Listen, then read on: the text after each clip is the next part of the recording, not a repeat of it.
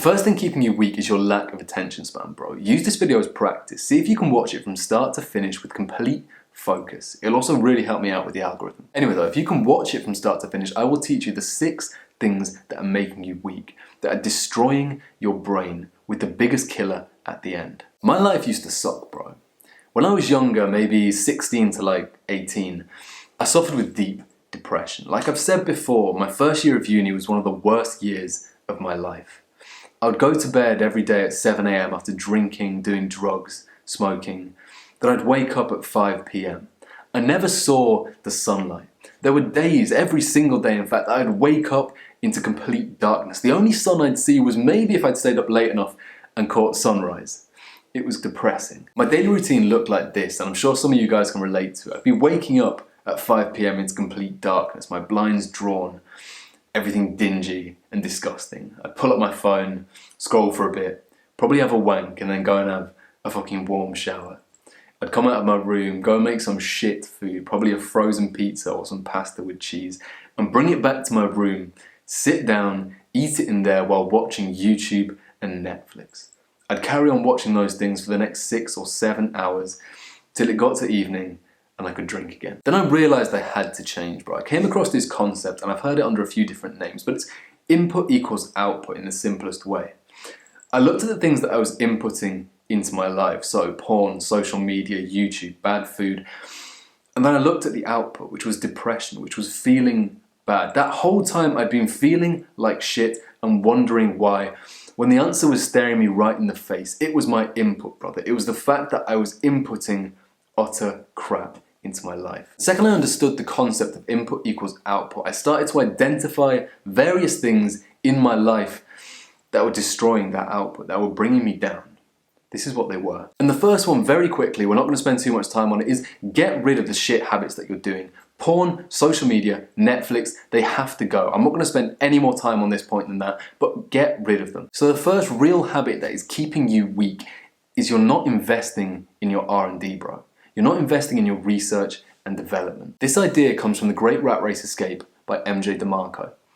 In it, he basically looks at a bunch of companies and says, look, bro, the ones that fail are the ones that don't invest into their R&D. Things like Blockbuster, who when the internet comes around don't go online. It's the same with people. The likelihood is if you feel like shit, you're not investing enough into your research and development. And that doesn't necessarily mean investing your money. It also means investing your time. So you need to start consuming aggressively, bro. You need to start learning aggressively. Every other self-improvement channel on this platform will tell you that consumption is bad. It will say cut everything out, but I don't agree, brother. The only way you will move forward as a man is by consuming. See, you need to start consuming responsibly though, bro.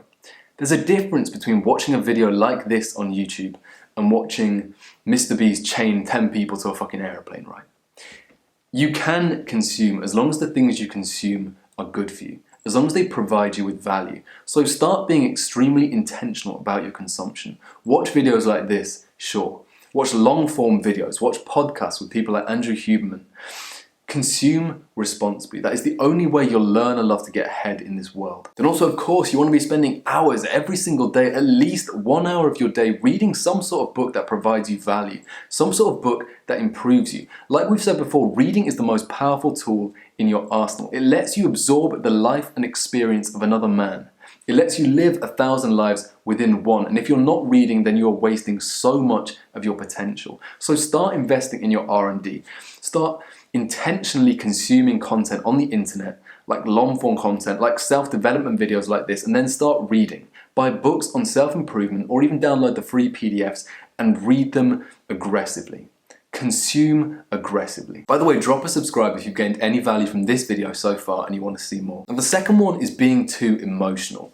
Too many men these days are too emotional, brother.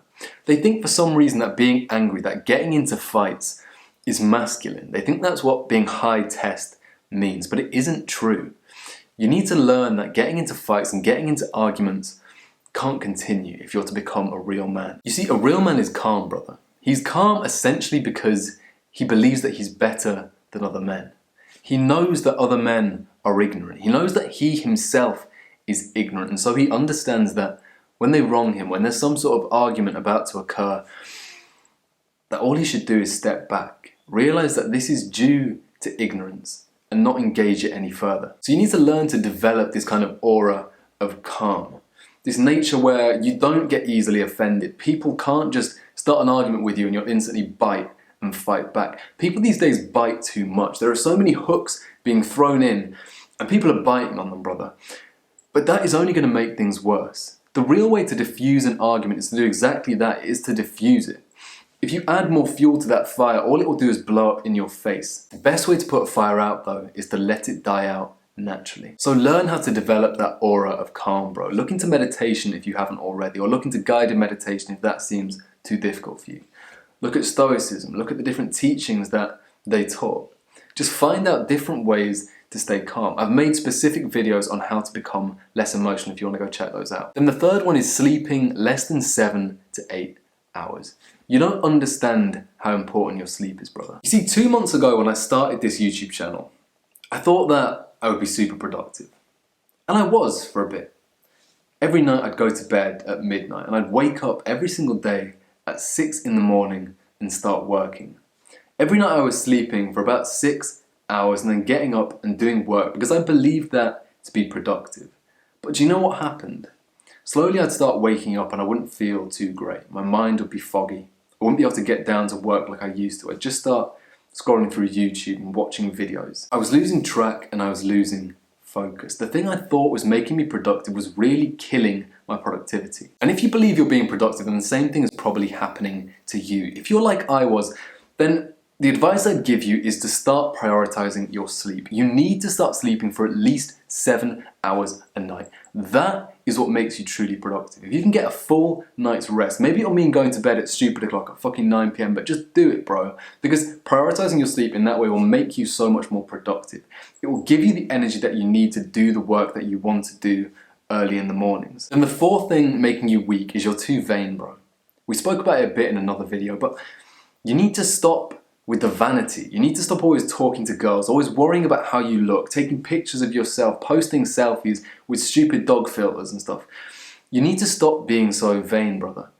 You need to ignore all of that stuff and start focusing on things that really matter. You need to be less vain, bro. There is no masculine figure, no true man who cares that much about their appearance. Sure, be well groomed, be hygienic, look into looks maxing, but don't take it too far.